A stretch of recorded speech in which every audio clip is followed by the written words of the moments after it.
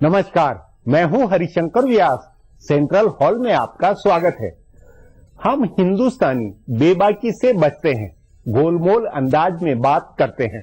ठीक विपरीत अमेरिका और पश्चिमी समाज में हकीकत को सच्चाई से बताया जाएगा। तभी अमेरिका के नंबर 1 प्रभावशाली अखबार न्यूयॉर्क टाइम्स ने भारत के चुनाव नतीजों का बेबाक हेडिंग दिया। शीर्षक था, भारत में हिंदू पार्टी को मिला पूर्ण बहुमत। भाजपा को हिंदू पार्टी लिखना भाजपा को भी पसंद नहीं है, पर क्या चुनाव में एक राष्ट्रवादी हिंदू के लिए हिंदू वोटों की सुनामी नहीं थी? नरेंद्र मोदी ने ठीक कहा है कि वे 1.25 अरब नागरिकों के लिए काम करेंगे। हिंदू मुस्लिम विभेद नहीं होगा, पर नरेंद्र मोदी ने अपने को हिंदू राष्ट्रवादी बताने में कोताही नहीं बरती है। उन्होंने गंगा पूजा की, वह सब किया जो एक धर्मनिष्ठ हिंदू कार्य सिद्धि और कार्य प्रारंभ के साथ करता है। पश्चिमी टिप्पणियों में मुस्लिम मतदाताओं के मोदी विरोध का रेखांकन भी दो टूक है। इस चुनाव की दूसरी हकीकत जात राजनीति के टूटने की है। जात के खांचों से बाहर निकलकर हिंदू मतदाताओं ने नरेंद्र मोदी के प्रति दीवानगी बताई। गंगा यमुना दोआब के हिंदू आध्यात्मिक नगर बनारस ने मोदी के लिए जो हवा बनाई वह अकल्पनीय है। नरेंद्र मोदी और उनकी कोर टीम ने बनारस को इसलिए चुना ताकि जात राजनीति को पाटती हुई एक हिंदू हवा बने।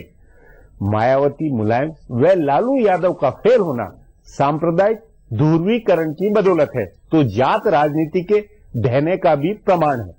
मतलब आम चुनाव के नतीजों के अर्थ बहुत गहरे हैं, उन पर बेबाकी से विचार होना चाहिए।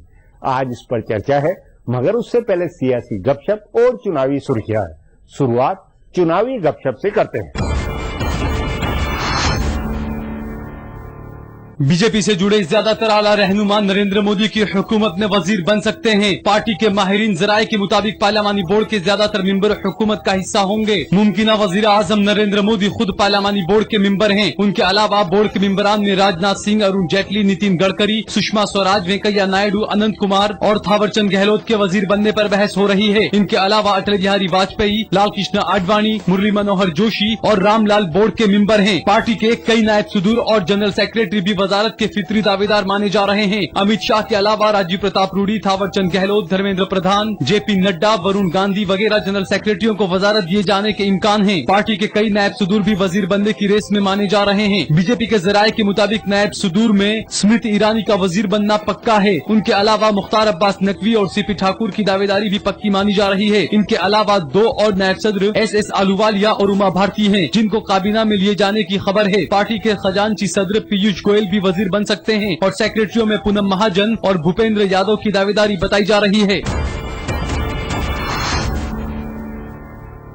बीजेपी से जुड़े आला रहनुमाओं के अलावा पार्टी की दूसरी कतार के कायदीन में भी वजारत के कई दावेदार हैं। हालांकि इन दावेदारों की सांस अटकी है और वो इस बात से परेशान है कि नरेंद्र मोदी अपनी काबीना छोटी रखने वाले हैं। उनका कहना है कि जब 80 वजीर बनाए जा सकते हैं तो पार्टी के ज्यादा से ज्यादा रहनुमाओं को वजीर बनाना चाहिए। हालांकि इस मामले में मोदी और उनकी टीम की सोच अलग है। बहरहाल पार्टी में फैसले करने वाले आला रहनुमा कुछ भी सोचें, उनसे बेपरवाह दर्जनों सीनियर रहनुमा वजीर बनने की आस लिए बैठे हैं। उत्तर प्रदेश की सियासत में लंबे अरसे तक बीजेपी का चेहरा रहे विनय कटियार, कलराज मिश्र और योगी आदित्यनाथ जैसे लीडर दावेदार बताए जा रहे हैं। ऐसे ही अटल बिहारी वाजपेयी की हुकूमत में वजीर रहे राजीव प्रताप रूडी, शत्रुघ्न सिन्हा और हुकुमदेव नारायण भी दावेदार हैं। कड़िया मुंडा की अलग दावेदारी है, तो झारखंड में होने वाले असेंबली इंतखाबात के मद्देनजर रविंद्र राय, निशिकांत दुबे और राम टहल चौधरी भी दावेदार बताए जा रहे हैं। सीनियर रहनुमा शांता कुमार और गोपीनाथ मुंडे से लेकर चंदन मित्रा और नजमा हेपतुल्ला तक कई रहनुमा वजीर बनने की उम्मीद लगाए हुए हैं। दिल्ली में वजारत आला के दावेदार रहे डॉक्टर हर्षवर्धन की दावेदारी भी मजबूत मानी जा रही है।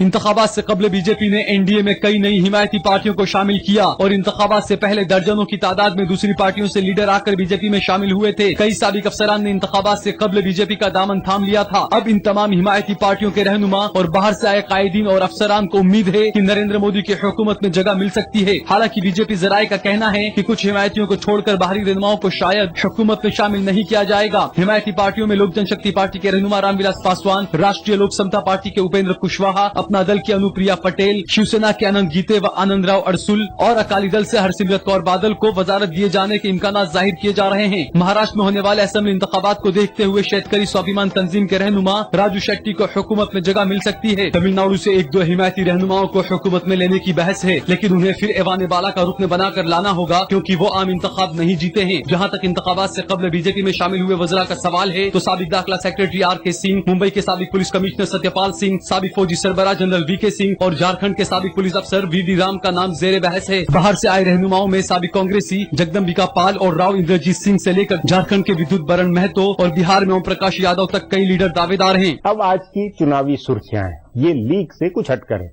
इनसे देश के चुनावी मूड को बूझ सकेंगे। सदर जमहूरिया प्रणब मुखर्जी ने नरेंद्र मोदी के हुकूमत साजी का दावा तस्लीम करते हुए उनको हुकूमत साजी के लिए मदऊ किया है। मोदी 26 मई को शाम 6 बजे वजारत उस्मा का हलफ उठाएंगे। इससे कबल मोदी को बीजेपी पार्लिमानी बोर्ड का रहनुमा मुंतखब किया गया और वो पार्टी के लीडरान के साथ सदर जमहूरिया से मुलाकात करने गए। मोदी ने सदर मोहतरम को 335 अरकान के हिमायत का खत सौंपा और हुकूमत साजी का दावा पेश किया, जिसके बाद सदर मोहतरम ने उनको हुकूमत साजी के लिए मदऊ किया। 26 मई को शाम 6 बजे राष्ट्रपति भवन में मोदी को हलफ दिलाया जाएगा, जिसमें करीब 300 मेहमान शामिल होंगे। मुल्क के अगले वजीर आजम नरेंद्र मोदी ने पार्लियामेंट की सीढ़ियों पर जाकर सजदा किया। हिंदुस्तान की सियासी तारीख में ऐसा पहली बार हुआ है। मोदी को पार्लियामेंट के सेंट्रल हॉल में हुई पार्लिमानी बोर्ड की मीटिंग में रहनुमा मुंतखब किया। इस मौके पर बेहद जज्बाती होकर मोदी ने कहा कि ये इस जमहूरियत की ताकत है कि मुल्क का एक आम शहरी इस जगह पर खड़ा है। इससे कबल आम राय से उनको पार्लिमानी बोर्ड का रहनुमा मुंतखब किया गया। पार्टी के सीनियर और बुजुर्ग रहनुमा लाल कृष्ण आडवाणी ने उनके नाम की तजवीज पेश की, जिसकी हिमायत मुरली मनोहर जोशी, वेंकैया नायडू, नितिन गडकरी, अरुण जेटली, सुषमा स्वराज जैसी लीडरान ने की। रहनुमा चुने जाने के बाद मोदी ने आडवाणी का शुक्रिया अदा किया और कहा कि पार्टी ने उनको जो भी काम दिया है उसे उन्होंने पूरा करने की कोशिश की है। उन्होंने कहा कि वो मुकम्मल हवालगी के साथ अपनी जिम्मेदारियों को अदा करेंगे। एक मौके पर आडवाणी ने कहा कि मोदी ने पार्टी की तशहीर संभाल कर पार्टी पर मेहरबानी की है। इस पर उनको रोकते हुए मोदी ने कहा कि पार्टी उनके लिए माँ की तरह है और कोई अपनी माँ पर मेहरबानी नहीं करता है। ये कहते हुए मोदी रो पड़े। बहरहाल मोदी ने अपनी लंबी तकरीर में कहा कि ये हुकूमत मुल्क के गरीबों के नाम है। उन्होंने खुद को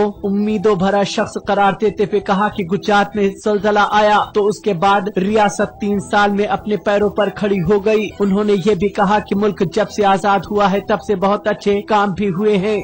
बीजेपी पार्लिमानी बोर्ड का रहनुमा मुंतखब किए जाने के बाद नरेंद्र मोदी ने एनडीए की हलीफ जमातों के लीडरान के साथ मीटिंग की। तमाम हलीफ जमातों की लीडरान ने उनको मुकम्मल हिमायत का वादा किया। शिवसेना सरबराह उद्धव ठाकरे ने कहा कि पूरा महाराष्ट्र मोदी के साथ है। टीडीपी रहनुमा चंद्रबाबू नायडू समेत तमाम हलीफ जमातों के लीडरान ने मोदी को मुबारकबाद दी और लोकसभा इलेक्शन में की गई उनकी मेहनत के लिए उनका शुक्रिया भी अदा किया। मोदी ने भी एनडीए की तमाम हलीफ जमातों को भरोसा दिया कि ये हुकूमत सबकी है और सबको मिलजुल कर ये हुकूमत चलानी है।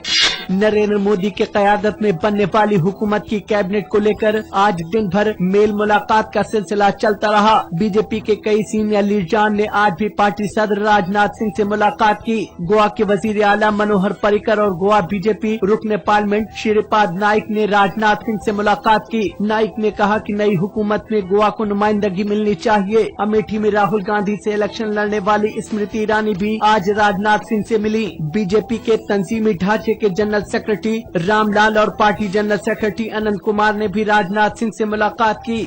बिहार के महादलित तबके से आने वाले जीतन राम मांझी बिहार के नए वजीर आला बन गए हैं। गवर्नर DY पाटिल ने जीतन राम मांझी और उनकी हुकूमत के करीब 1.5 दर्जन वज़रा को ओहदे और राजदारी का हलफ दिलाया है। इतवार और पीर के रोज हुए जबरदस्त सियासी ड्रामे के बाद नीतीश कुमार ने मांझी को अपनी पार्टी की जानिब से वजीर आला के लिए मुंतखब किया। नीतीश कुमार ने लोकसभा इलेक्शन में शिकस्त की जिम्मेदारी कबूल करते हुए हफ्ते को अपने ओहदे से इस्तीफा दे दिया था। इस बीच कांग्रेस पार्टी ने नई हुकूमत को हिमायत देने का फैसला किया है। पार्टी के रियासती सदर अशोक कुमार चौधरी ने गवर्नर DY पाटिल को कांग्रेस की हिमायत का खत दिया। बिहार असेंबली में कांग्रेस के 4 अरकान हैं। उत्तर प्रदेश के वजीर आला अखिलेश यादव ने लोकसभा इलेक्शन में समाजवादी पार्टी के करारी शिकस्त के बाद रियासत में वजीर का दर्जा पाए 36 लीडरों को उनके ओहदों से बर्खास्त कर दिया है। इससे पहले पीर को सपा की मीटिंग मुनक्किद हुई थी, जिसमें पार्टी चेयरमैन मुलायम सिंह यादव ने रियासती हुकूमत के कामकाज पर भी सवाल उठाए थे और अखिलेश को कटघरे में खड़ा किया था। रियासत की 80 में से सपा सिर्फ 5 सीटें ही जीत पाई है और वो सभी सीटें खानदान के अरकान ने ही हासिल की हैं। बीजेपी ने अपने हलीफों के साथ 73 सीटें जीती हैं, जबकि कांग्रेस को सिर्फ 2 सीटें मिली हैं। फिलहाल अब एक ब्रेक है, फिर खुलासा होगा।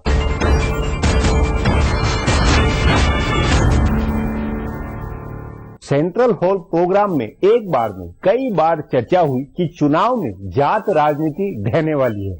डॉक्टर वेद प्रताप वैदिक, नवीन उपाध्याय, अनिल बंसल आदि के साथ चर्चाओं में बार बार यह हकीकत बताई गई कि मंडलवादी राजनीति फेल होगी। बिहार में नीतीश कुमार को लेने के देने पड़ेंगे। यूपी में हिंदू बनाम मुस्लिम ध्रुवीकरण हो रहा है। इस पर आगे चर्चा करें, उससे पहले देखें मेरा ये खुलासा।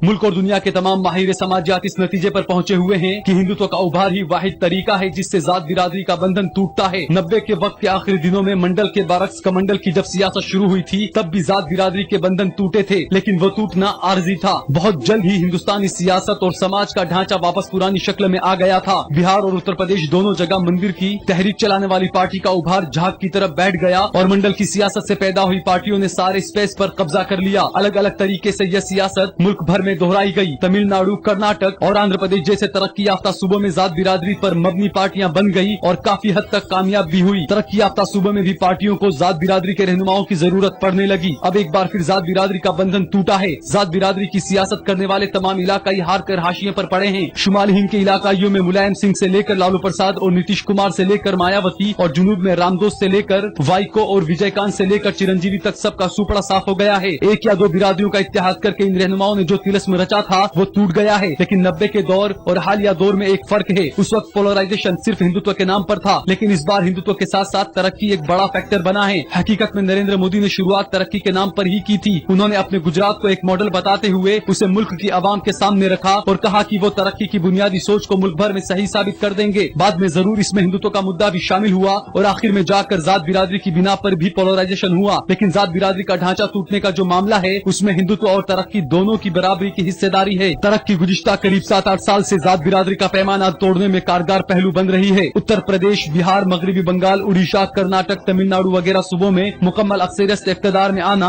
और सभी को साथ लेकर चलने की सियासत करने वाली पार्टियों का कामयाब होना इसकी एक मिसाल है। तरक्की और सभी को साथ लेकर चलने की सियासत ने जात बिरादरी के ढांचे को कमजोर किया, जिसे आखिरी धक्का देकर नरेंद्र मोदी की आंधी ने गिरा दिया। अब सवाल है कि क्या जात बिरादरी का बंधन का टूटना दायमी है। 90 के दौर में जात बिरादरी का जो मामला था वो आर्जी था, क्योंकि उस वक्त सिर्फ जज्बात की बुनियाद पर पोलराइजेशन हुआ था। इस बार पोलराइजेशन की ठोस बुनियाद है, जिसमें जज्बात के साथ साथ तरक्की का ठोस पैमाना भी है। नरेंद्र मोदी के स्टेज पर अगर भगवान राम की तस्वीर लगाई गई और उन्होंने गंगा की रगबत में वाराणसी आने की बात कही, तो साथ साथ महंगाई कम करने और तरक्की की रोशनी हर घर में पहुंचाने का वादा भी किया। यानी हिंदुत्व के साथ साथ काम और तरक्की करने का मैसेज है, जो जात बिरादरी के ढांचे के टूटने के नजरिए को दायमी बना सकता है। अब एक ब्रेक है, उसके बाद चुनाव नतीजों के अर्थ पर चर्चा करेंगे।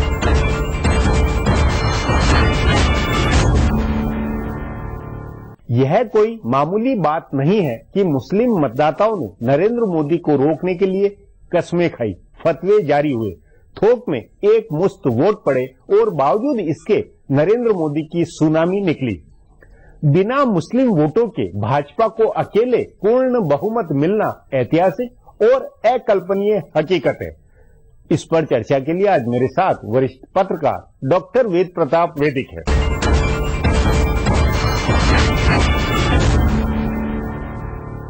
वैदिक जी, आप 55 वर्ष से पत्रकारिता में हैं, दिल्ली की राजनीति, देश की राजनीति को बहुत करीबी से, बहुत गंभीरता से देखा है। क्या कभी आपने भी सपने में ये कल्पना की थी कि भाजपा और जनसंघ या आरएसएस की विचारधारा पूर्ण बहुमत के साथ जीतेगी और वो भी मुस्लिम वीटो के बावजूद? देखिए, विचारधारा की विजय हुई है कि नहीं हुई है ये कहना अभी मुश्किल है जी, क्योंकि नरेंद्र मोदी ने और भाजपा ने जो मुद्दे उठाए थे इस चुनाव में, वो विचारधारा को, वो जात को वो मजहब को और प्रांत को, भाषाओं को, सबको लांग कर, उनको ट्रांसेंड कर कर एक राष्ट्रीय फलक पर एक नई चेतना का उभार था। इसलिए मैं नहीं कह सकता हूं कि इसको हम किसी खास विचारधारा के खांचे में बांध सकते। भले विचारधारा पे नहीं, लेकिन राजनीतिक गणित के हिसाब से क्या इस देश की जो राष्ट्र राज्य, जो आइडिया ऑफ इंडिया में जो राजनीतिक सोच थी कि बिना मुस्लिम वोट के कोई पूर्ण बहुमत नहीं पा सकता है, और भाजपा जनसंघ जैसी सांप्रदायिक पार्टी तो कतई नहीं, ये धारणा नहीं थी क्या? ये तो गजब का एक फिनोमिनन है, गजब की घटना हुई है कि जिन लोगों को लेके मवेशियों की तरह, भेड़ों की तरह राजनीतिक दल इस्तेमाल करता था कि मुसलमानों के थोक बंद वोट मिलेंगे, और उनके नाम पर ब्लैकमेल करता था, सांप्रदायिकता फैलाता था, संकीर्णता फैलाता था, वेमनस्य फैलाता था, वो विचार, वो रणनीति एकदम धराशायी हो गई। अब कोई जात या कोई मजहब या कोई प्रांत ये नहीं देखिए, मजहब का तो भी फैक्टर, मजहब का फैक्टर तो इसलिए कि अभी भी भले मंडलवादी राजनीति या बाकी जो राजनीति वो मुस्लिम वोटों का इस्तेमाल करके अभी भी राजनीतिक बुनावट में वही है। मतलब कांग्रेस के अंदर भी थिंकिंग ये है कि मुस्लिम वोटों का जो कोर है वो ताकत है, उस ताकत के बेस के आधार पर आगे राजनीति हो सकती है। ये सोच तो इस नतीजों के बाद भी अभी कई लोग बने हुए हैं। बने तो रहेंगे वो जी, पर वो फार्मूला गलत साबित प्रमाणित नहीं हुआ क्या? वो ध्वस्त हो गया जी, वो ध्वस्त हो गया जी। और इससे मुसलमानों को एक बहुत बड़ा सबक मिलेगा जी कि जो ठीक बात हो उसका समर्थन करना चाहिए। बिल्कुल, और वो इस आधार पर नहीं कि नहीं आप मजहब के आधार पर बट के या ये मान के अगर आप वो राजनीति करेंगे तो अपने आप हाशिए में जाएंगे। ये खतरा पहली बात रियलिटी बना। बिल्कुल बिल्कुल। दूसरी इसी के साथ फिर जिस पर अपन पहले बहस कर चुके हैं, नतीजों से पहले भी आपके साथ भी हुई, कि जात राजनीति जिस तरह सपा, बसपा, आरजेडी, जनता दल यू, लोकदल जो गंगा यमुना में बह गए हैं, चूरा चूरा हो गए हैं, उसको लेकर आप क्या कहेंगे? ये कितनी ठोस है? हाँ, तो सारी जात की राजनीति तो धराशायी हो गई। एक भी जातिवादी नेता जीत कर नहीं आया, बल्कि हार गए और सिर्फ एक द्वीप में सिमट गए, 4-5 लोग जीत गए, और ये सारी पार्टियां एक महीने में एक्सपोज हो गई। लेकिन उसमें एक इन्हीं पार्टियों में मंडलवादी कुछ टीकाकार, टिप्पणीकार ये कह रहे हैं कि ये तो नहीं, नरेंद्र मोदी क्योंकि ओबीसी पिछड़े हैं इसलिए ये ओबीसी की जीते। इस तरह को किस तरह लेंगे? ये तो एक मजाक की बात है जी। नरेंद्र मोदी है, मोदी दुनिया में और भारत में सबसे बड़े मालदार सेठ लोगों को मोदी कहा जाता है। पिछड़े हैं मोदी, ये तो अभी इन लोगों ने प्रोपेगेंडा किया तो लोगों को मालूम पड़ा। मैं तो यही समझता था कि मोदी कोई बड़े अग्रवाल सेठ होंगे और सारी दुनिया के अंदर मोदी वही जाने जाते हैं। तो ये पिछड़े का कोई मैसेज गया नहीं है मोदी का एक ही मैसेज गया है कि भ्रष्टाचार के विरुद्ध अगर कोई जबरदस्त योद्धा हो सकता है तो वो नरेंद्र मोदी हो सकता है। इसीलिए आपने और हमने, शायद ये एकमात्र अपना चैनल था, सेंट्रल हॉल का कार्यक्रम था, जिसमें हमने खम ठोक कर कहा था कि 300 से ज्यादा सीटें भाजपा गठबंधन। वो उसके साथ सबसे बड़ी बात है कि बिहार, उत्तर प्रदेश को लेकर जो जातिवादी गढ़ है उसके अंदर मामला गड़बड़ा गया। जात के आधार पर ये जो जात छत्रप है ये बुरी तरह फेल होंगे, पिटेंगे। ये हम बहस कर चुके हैं नतीजों से पहले बार। ये हम कह चुके हैं जी कि इस बार जात का कोई असर नहीं होने वाला जी। इस बार असर होगा बात का जी। और बात कहने का मादा किसके पास, और बात कहने का आधार, उसके पीछे की बैकग्राउंड, वो बातें अब ज्यादा मतलब वाली होगी। बिल्कुल यही हुआ है। नहीं, लेकिन फिर भी मेरा ये कहना है कि ये बात अब हमने विधानसभा चुनावों के नतीजों के दौरान भी, उससे पहले भी कही थी कि लोग बाग और नौजवान पीढ़ी खास तौर पर ये जात राजनीति से बाहर निकल रही, शहरीकरण के कारण निकल रही। उसके बावजूद लोकसभा चुनाव में वापस नेता उन्हीं पुराने फार्मूले पे आ रहे थे। ये क्या है? ये एकदम आप ठीक कह रहे हैं कि हम लोगों ने बहस की थी कि अखिलेश की जो जीत हुई है वो सर्वजन वाली थी, सर्वजन वाली, मुलायम और मतलब यादव और मुसलमान नहीं था। नहीं, वो सबको लांग के सर्वप्रिय एक जीत हुई थी, और वही सर्वप्रिय जीत की धारावाहिकता पूरे देश में हमने देखी। दूसरे शब्दों में मैं कहूंगा कि पिछले 67 साल में हमारे लोकतंत्र ने जो एक ही धुरी पे घूम रहा था, उससे पहली बार नरेंद्र मोदी के नेतृत्व में वो आगे बढ़ा है। ये देश आगे बढ़ा है, लोकतंत्र आगे बढ़ा, और वो इस देश की जनता भी, और खासतौर पर नौजवान पीढ़ी, एक बुनावट जो है वो बदल रही है। शहरीकरण के कारण है, युवा पीढ़ी के कारण है, कई सामाजिक कारण है उसके पीछे। इस बात को नेता बिरादरी, आपका मानना है कि अब अंतिम तौर पर बूझ लेगी या फिर वापस जो वही सिलसिला होगा कि चलिए ये तो एक अपवाद था और वापस जात राजनीति के फार्मूले पर लौटा जाए? मेरे ख्याल से जात राजनीति इतनी जल्दी छूटने वाली नहीं है। नेता लोग फिर के पलट के उस पर आएंगे, लेकिन अगर नरेंद्र मोदी सरकार मजबूती से चली और इसने बढ़िया काम करके दिखाया तो मैं समझता हूं कि डॉक्टर राम मनोहर लोहिया का सपना जात तोड़ो, देश में एक जाति विहीन समाज का निर्माण करो और वर्ग विहीन समाज का निर्माण करो, जो मार्क्सवादी सपना था जिसको मार्क्सवादी कभी लागू ही नहीं कर पाए, वो एक वर्ग विहीन, मतलब आज तक भारत में कोई प्रधानमंत्री ऐसा नहीं हुआ कि जो चाय बेचता हो, जिसकी माँ कपड़े धोती हो, दूसरों के घरों में जाके बर्तन मांजती हो। वो मैं समझता हूँ वर्ग चेतना का इतना गजब का सानिध्य, सारूप्य कभी देश में देखने को मतलब वैदिक जी, आप डॉक्टर राम मनोहर लोहिया और समाजवादी जो चिंतन है वो नरेंद्र मोदी से पूरे हुए देखते हैं जाति के मामले में?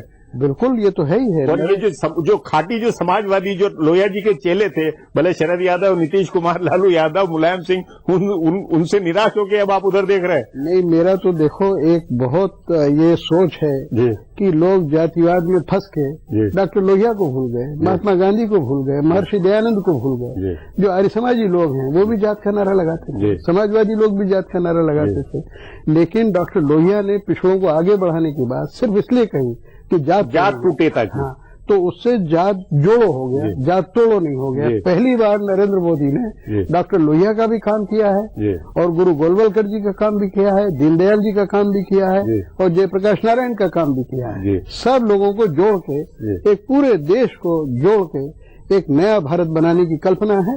वैदिक जी, बातचीत को यहीं समाप्त करेंगे। प्रोग्राम में आने के लिए बहुत बहुत धन्यवाद। हमारा प्रोग्राम अब यहीं खत्म होता है, मुझे इजाजत दीजिए। कल फिर मिलेंगे इसी चैनल पर इसी समय।